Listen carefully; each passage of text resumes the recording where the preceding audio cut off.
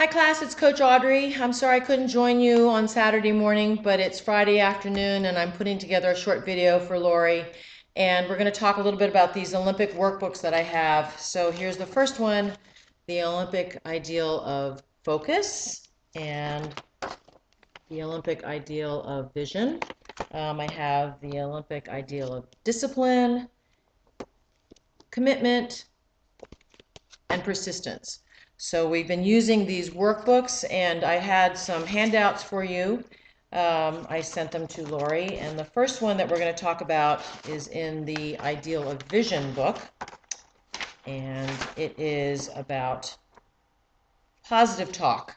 So listen to how you talk to yourself. And do you talk like a visionary or do you talk like a non-visionary? We're going to talk about how to learn, what to learn, and what not to learn.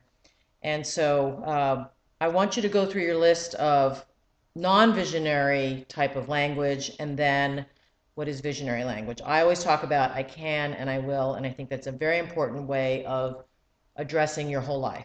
For the rest of your life, live in I can and I will. So that's one worksheet.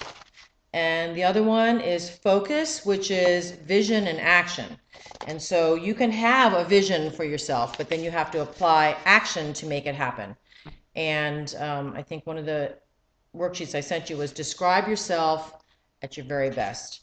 And I'm happiest when, fill that in. I'm good at, fill that in.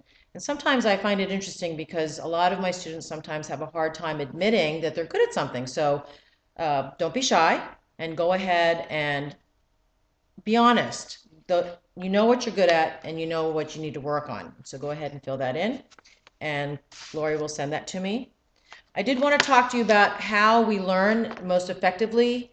And I started trying to write on this. I have a whiteboard over here, but it wasn't very effective. So I'm just going to talk and then I'll send you a document later on. The best way to learn, of course, is to have fun while you're learning. And when you're in a zone and everything is flowing, it's when you're so engaged in what you're doing that nothing disturbs your mind and you're completely immersed in that activity. That is called flow. And we've all experienced it at one point or another in our life, whether or not you realize it. It's sort of that time when perhaps someone's calling your name and you're so into something that you don't even realize they're talking to you. So that's flow. A lot of times when kids are playing video games, they're in such flow that they don't realize that people are trying to get their attention. But let's talk about, I call it the 8 different requirements to being able to learn something. The first one is, do you have the basic ability physically and mentally to accomplish this task? I use a terminology called CAR, C-A-R, which stands for comprehension. Do you understand what you're about to try and learn? Application, are you actually able to accomplish this? In other words, I perhaps understand how to fly to the moon, what does that take, but I don't have the actual application. I can't build my own rocket ship.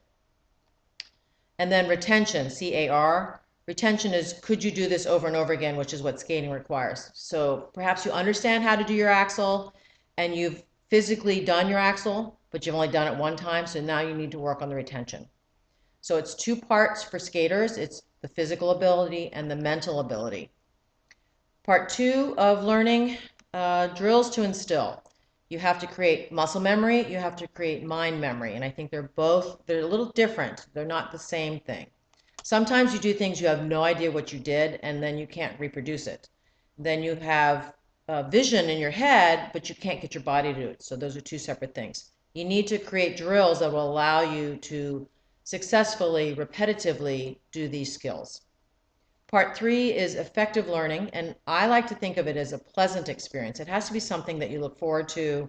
You have to have positive reinforcement, and you have to have a sense of progress. If you are chipping away at something and never feel like you're making any inroads on it, then it gets very frustrating and sometimes discouraging. So you have to have some kind of sense of progress, even though it's like droppers full. I used to say sometimes you're taking an eyedropper and trying to fill a jar with water with an eyedropper, but you still have to see a sense of progress. So chart things. I would recommend that you use charts. Primacy is what is learned first sticks the longest. So whatever qualities you learned as a small child Those are the things that are instilled in you, and they will stick with you the longest. So be careful what you learn first. Learn things correctly. Recent learning are things that you picked up along the way, and so something I said to you right now maybe is sticking with you more than something that you learned when you were a small child, but typically old habits will come back. So really work on combining primacy with recent learning. Intensity is that experience, and I'm going to give you something sort of graphic. It has to have impact, sharp, it's got to be clear, it's got to be dramatic, it's got to be a vivid moment that you won't forget. And I think one of the most vivid things is when someone tells you, okay, put your suntan lotion on, put your sunscreen on, you don't want to get sunburned, blah, blah, blah. And then you don't, and you go out and you get that sunburn, and you remember that moment very vividly. So from then on, you wear that sunscreen. Hopefully we don't have that experience. But same thing with skating, things that really have impact with you. And I wish I had all kinds of fancy graphics, and I don't, but I will work on that. So something that makes a big impression on you is what sticks in your brain. Number 7, you have to have freedom to learn, and you have to be allowed to fail and to continue to strive. So when you were a baby, you couldn't walk, but you aspired to walk by watching other people. And what if somebody had given you one opportunity to learn, you stood up, you fell over, and they said, that's it, you can't learn, and you're done, end of learning. So what we don't want you to feel is that you do not have the freedom and the opportunity to learn. You have to have that ability to strive, to fail, and to continue to strive.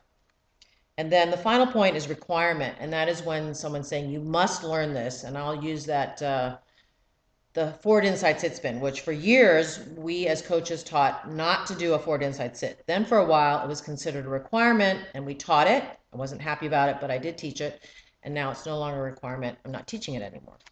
So when somebody says you must do this homework, you tend to do it. Okay, so what not to learn? Things that you don't want to learn. And there's reasons why we learn things and don't learn things. What happens to us sometimes, we all have a sense of right and wrong, shame. Shame is self-inflicted, and guilt. Maybe you stole something, you didn't have anybody catch you in the act, but deep down inside you felt badly about it. That's shame and self-inflicted guilt. When you're embarrassed or publicly humiliated, that's a different thing, and it can create a sense of fear, of humiliation, that bullying thing, and it will restrict your desire to try things in public if you feel like you're going to be publicly humiliated. So what not to learn? Fear, limitations, narrow-mindedness, petty comparison, despair, and discouragement. I do not want you to learn those things. What I want you to learn, that you have limitless ability, self-reliance, competencies, respect for yourself and for others, learn problem solving, and learn dedication, discipline, and determination. So that's what I have for you today. And next week we'll do a little bit more technical actual ice skating. I hope this is helpful, and I'll talk to you soon.